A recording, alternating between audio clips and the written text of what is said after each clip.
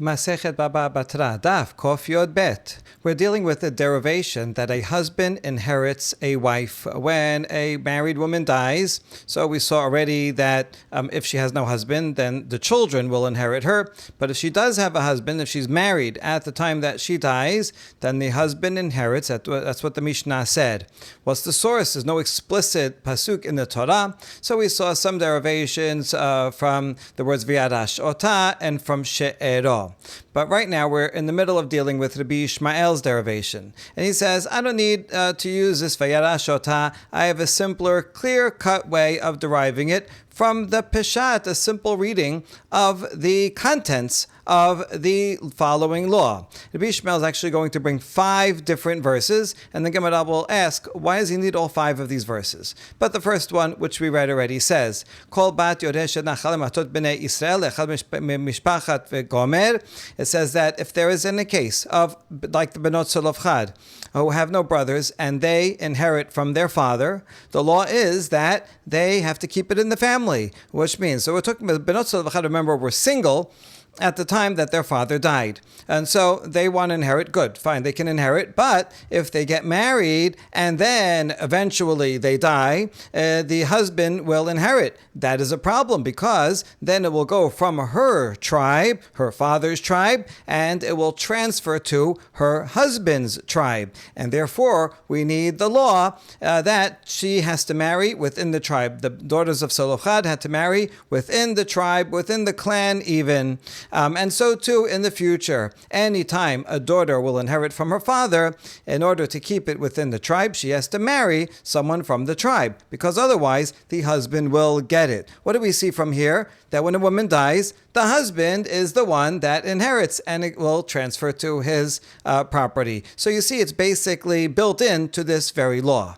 The Gemara will ask, actually, it's not necessarily true. You could have the same law that would be required because the son inherits. In other words, once the wife dies, let's say the husband is divorced or whatever, it doesn't matter, eventually the son will inherit. So let's say when a woman dies, the husband doesn't. They'll say they're married. And when a woman dies, that's not the husband that inherits. No, a husband does not inherit. The son inherits. Well, the son is part of the tribe of his father, right? The son's identity as a tribe goes with the father. So in that case, it will transfer over. So it would be true in any case that she has to marry someone from within the tribe so that her son from that marriage will also be within the tribe. So we're going to ask about that in a moment. But right now, Rabbi Ishmael is assuming that it's talking about her marriage, that she has to marry someone within the tribe so that when she dies, that marriage will not take it away from her. So that assumes that the husband inherits a wife. Okay, so we say this is talking about a husband that would be the cause of the transfer from her to him, from her tribe to him, his tribe, and that's why he has to be of the same tribe, and that would make sense as the reason for the law. But then the Ishmael quotes yet another pasuk, Ve'omed lo tisob nachala libnei Yisrael mimate el mate. The first pasuk was in Aseh, that the wife has to marry someone within the tribe, and then this is a lo ta'aseh. Make sure not to marry someone from a different tribe so that the inheritance will not go to another tribe. That's in Devarim Bemidbar 36. And yet there's another pasuk, 2 pasukim later in the same chapter that repeats, so both of these are lo ta'aseh. So the Gemara will explain that we need the lo ta'aseh to add on to the aseh. Ve'omer, and then Ishmael adds yet another pasuk from Yehoshua. Ve'elazar ben Aharon met, ve'ikberu oto begibat Pinchas beno, v'chi minayin lePinchas shelo haya lo le'elazar, ela melamed shenasa Pinchas isha umeta ve'virashaha. Rabbi Ishmael quotes another pasuk from Yehoshua that says that Elazar, the son of Aharon, died, and he was buried at the hilltop cemetery of Pinchas, his son. Now, here's the question. How does Pinchas have property that did not come to him from Elazar?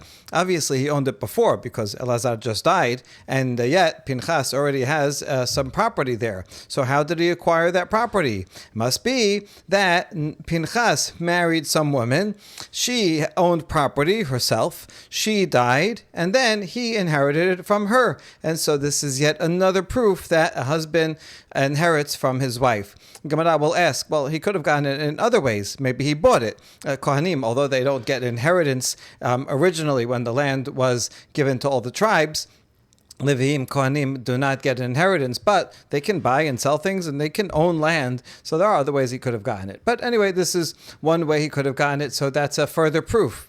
Ve'omer, Uskuv holid et Yair, vahi lo 23 arim be'eres ha-Gil'ad. Pasuk in Divrei Yamim said that Segub, he had a son named Yair, and he had 23 cities in the land of Gil'ad. Now, this Yair had these cities, he didn't get from Segub because he owned them himself. It doesn't say that Segub owned them, and then after he died, it says Yair, seemingly during the lifetime of Segub, owned these cities. Now,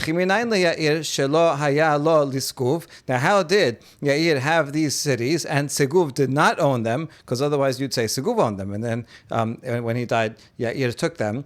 But it seems Yair owned them even during the lifetime of his father. Must be that Yair married a woman who owned these cities, and then when she died, he inherited her. So that's yet another proof. And again here, it could be that he bought them, acquire them in some way, but nevertheless, this is one of the ways. Now that's the end of the Braita. Now we're going to ask, Mai ve'omer, why do you need we have one pasuk all the way back at the beginning. Why do you need all these 5 pasukim? Why not just the first one? So, Mai ve'omer, v'chitema b'sibat ben kapid kera. If we only had the first pasuk, that gives a misvat aseh, that any time a woman, a single woman like the daughters of Selofchad, if they inherit from their father because they have no brothers, they have to marry someone within the tribe. So they have to marry someone so that the inheritance will remain within the tribe. Okay, if I only had that pasuk, I would say, you know why they have to marry within the tribe? Not because the husband will inherit, but rather because her son will inherit. Eventually, right, this is this woman, she got property. Let's call her Rivka. Rivka got property from her father because she was single and she was the only daughter. And then she married a man. If she marries a man from another tribe and then she dies, the son will get it, and the son goes by the father, who's from a different tribe. So this could be true, this misvat aseh, even if only the son inherits the mom, which we already proved that that's true, without the husband. Aval ba'al la yarit. Maybe in fact the husband does not inherit his wife. Tashema ve'lo tisob nachala libnei Yisrael mimateh lemateh. That's why I need an extra pasuk, one of the lo ta'aseh pasukim, to teach me. Well, I already know that a son inherits, so what's this coming to teach me? It's in adding an additional information. That additional information is that a husband also can inherit his wife. Maybe you'll say, no, I need that pasuk so to tell me that a woman who inherits, like Bnos Chad, that if she marries someone outside the tribe, she violates an aseh and a lo ta'aseh. Maybe that's what the pasuk is coming to add, but really we're only worried about her son inheriting and thereby going to a different tribe. Maybe it's not to teach us anything about the husband. It wants to make it extra specially stringent. Tashema lo tisob nachala mateh acher. Fine, you have a aseh and a lo ta'aseh, but then there's yet another lo ta'aseh pasuk. That's the third pasuk that's quoted by Rabbi Ishmael. And so that extra pasuk, surely, isn't that to come teach us that a husband inherits the wife? And maybe you'll say, no, I want to make it really stringent and have any woman who marries outside the tribe violate 2 negative prohibitions and a positive prohibition. Why would you need 2 negative prohibitions? Actually, if you have a lav that stems from an aseh, you wouldn't get malkut, you wouldn't get lashes. So you need 2 lavin to make sure that she would get lashes if she does that. So maybe all these 3 pasukim are all to teach us regarding women, because we're only afraid that it'll go to her son, who is from a different tribe. So there's no extra pasukim here, and still no way to learn that a husband inherits. That's why we need the 4th pasuk, Tashema ve'Elazar ben Aharon met, that Elazar died and Pinchas already owned property. Isn't that from his wife? Pinchas, we don't know this, but it must be Pinchas married someone and she died during his lifetime and he inherited her, and then afterwards Pinchas's father died.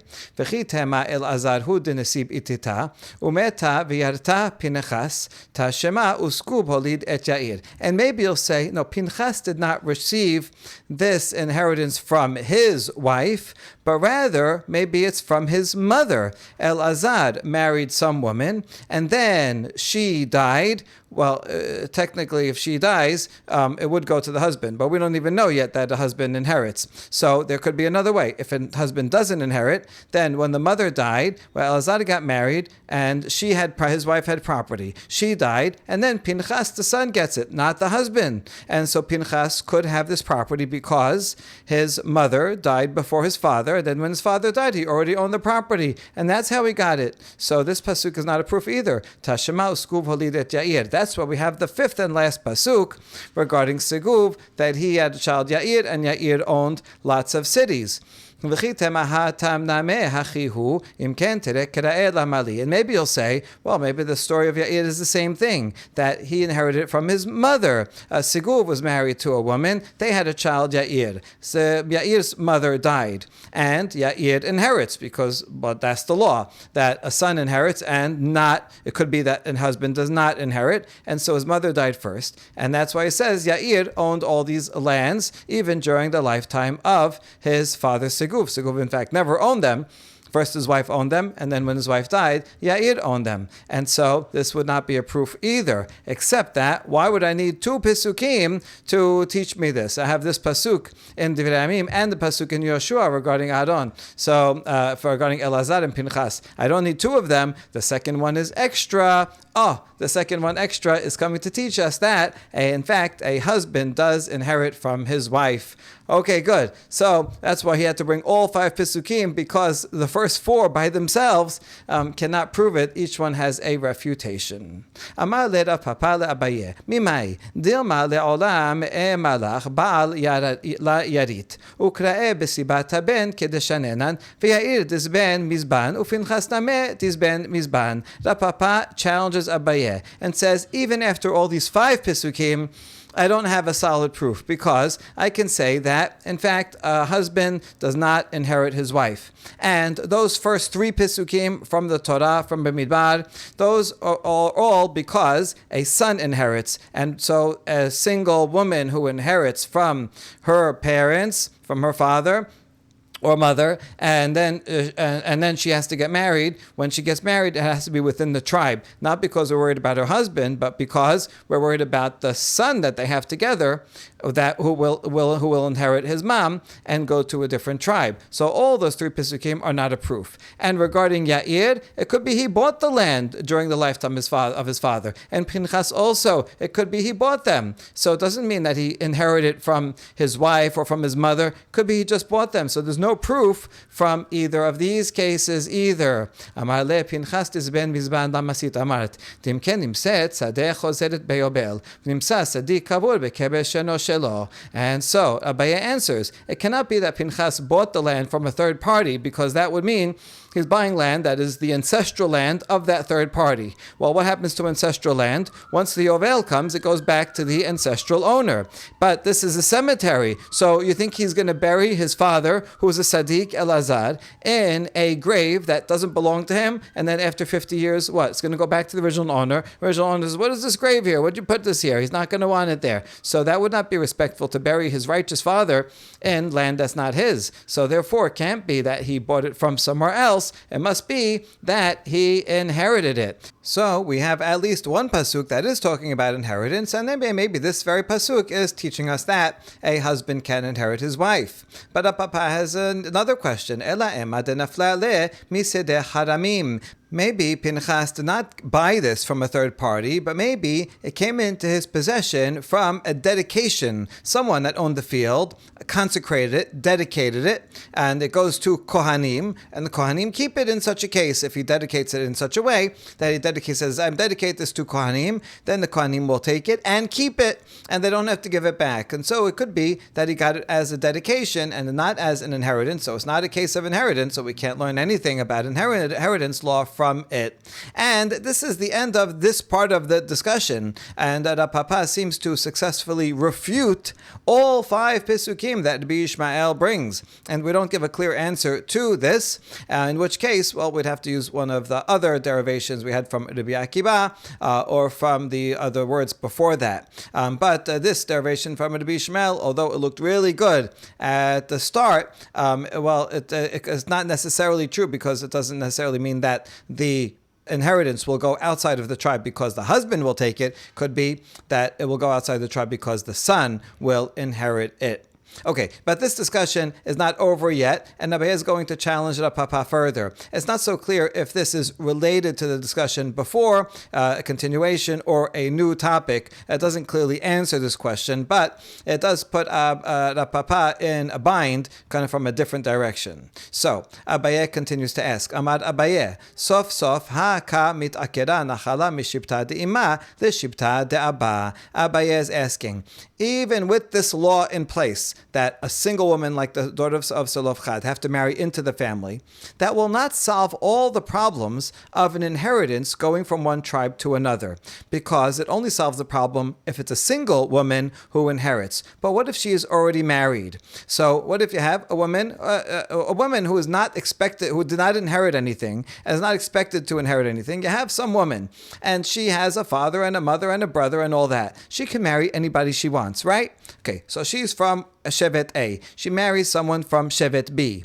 And then, while they're married, let's say it happens that her brother dies, her father dies, her mother dies. Now, who is going to inherit? Well, she will. So now she is inheriting from her parents who are from one tribe, and now she owns that land. And eventually when she dies, then it will go to her son. And her son is from a different tribe, the tribe of her own husband. And so anyway, that land will transfer from one to another. So if you really wanted to make this work, you'd have to have all women have to marry people only from their tribe. And that way, you'll never have any mixes. People within a tribe always have to marry each other. Nobody could ever marry outside of the tribe if you really never want any land to shift from one to the other. So this is Abaye's big challenge, right? In the end, you're going to have something going from the tribe of the mother to the tribe of the father, if we're talking about a woman who is already married. Rav Papa rejects this. Umimai. No, maybe that case is different, where there's a woman who's already married, and then, during the marriage, her brother dies, so she has no brothers, and her father dies, and now she inherits. In that case, the transfer already happened during their marriage, because now she's married to this guy, and he doesn't own the land, but he controls it. And so in that sense, he has a partial ownership over it. And eventually, it's their son that's going to take it. So they're automatically, just by the fact that she inherited while she's married, then the transfer already happened. So there's nothing she could do about it. There's no prohibition if it just happens while she's already married. So it's already transferred. And then that's it. When this woman dies, it will go to her son. But she's not violating a thing. It just happened by itself, which is different from a single woman who inherits, and now she has this inheritance in her hands. If she marries out, she is actively making it go to a different tribe. That's where the prohibition is, and so there is a difference. That's what Papa answers. Abaye says further, Amale, shekebar husba la amrina. No, I don't agree with this, that it's already transferred. Why should you say it's already transferred? It's still being transferred one way or another. So what's the difference if it happens actively or passively? If you're really worried about each tribe making sure that they have all the land that they first inherited at the time of Yehoshua, and nothing ever goes from one to the other, then there should be no difference. And so this is a problem, because this law that only talks about a single woman is not going to solve the problem. אמר לרב ימר לרב אשה, היא אמרת בשלמה שכבר הוסבה, היינו דמתוקמה קרה בין בסיבת הבן, בין בסיבת הבעל. אלא היא אמרת לה אמרינן שכבר הוסבה, כי מן הסיבה לאחד ממשפחת מטה אביה, מה הווה? המתעקרה נחלה משבטה דאמה לשבטה דאבא. Rav Yamar asked Rav Ashe a question that's very similar to the question that we just had from Abaye and Rav Papa's answer. He says as follows: if you say that when a woman who is already married, she's married, she didn't get any inheritance, she just married someone from a different tribe, which is permitted. There's no prohibition against that. And then while she's married, she gets an inheritance. If you say that that's already transferred, it transfers automatically just by the fact that she's married to another guy, to a man from a different tribe, so automatically it's going to go to him or to her son from a different tribe. But that's not her problem because it happened by itself. So if we say that that problem is not a problem, then we can understand the Pisukim that say that a woman who gets inheritance first before she gets married, that she is prohibited from marrying someone from another tribe. Then that makes sense because that would be an active transfer since she inherited already beforehand, like the daughters of Selofchad. If she marries someone from outside the tribe, she will actively be transferring it. And that would make sense no matter how we interpret those Pisukim, whether it's the son that will inherit or whether it's the husband who will inherit. We would be worried either way, since she inherited something from her family. And then if she gets married, then eventually when she dies, either her son or her husband will inherit. Either way, it's going to go to a different tribe, and therefore she has to keep it within the tribe. So all that makes sense. That law will cover the base of an unmarried woman who inherits. And if it's a married woman who inherits, well then we consider it already pre-transferred, and that's not her problem. So all that is fine. But if you do not hold of the principle of a married woman who inherits, that's considered already transferred and it's passive and she didn't do anything wrong, it's not a problem. If you do not hold of that, meaning if you really want to require that all land remain within the tribe, well then this law in Bimidbad isn't going to help, because even if an unmarried woman who inherits will marry within the tribe, so what? But if it's a married woman who inherits, then that will nevertheless be uprooted from the tribe of the mother and go to the tribe of the father. And so you haven't helped anything. And so what are we going to do about that if we really want all the tribes to be the same and no land to be transferred? So Rav Asher answers, De mansebinan la legabra, dabui mishipta, deabuha ve'ime mishipta de'ima. Maybe we should require that, in fact, all women who marry have to marry a man whose father is from her father's tribe and his mother is from her mother's tribe. So if the man and wife are both in the same tribe, then there's certainly no problem. But let's say people do marry from one tribe to another. So let's just assume that that's permitted. Fine. Okay, you have a woman, her father's from tribe A, her mother's from tribe B. She has to find a man that has the same mixture. That way, if she does inherit later on, after they're married, she inherits, and then eventually it will go to the husband or to the son. That's okay, because it's still within a family that has half from A and half from B. The father from this side and the mother from this side, it's the same combination. And so it will remain in the same combination. Whatever was before, that's where it will stay. Now we ask, if so, then the pasuk should say that all women should marry someone from the same tribe as her father and mother, meaning that the husband's father will be from the same tribe as her father, and the husband's mother from the same tribe as her mother. So it should say mother and father in the pasuk, if that would have been necessary. And we answer, if it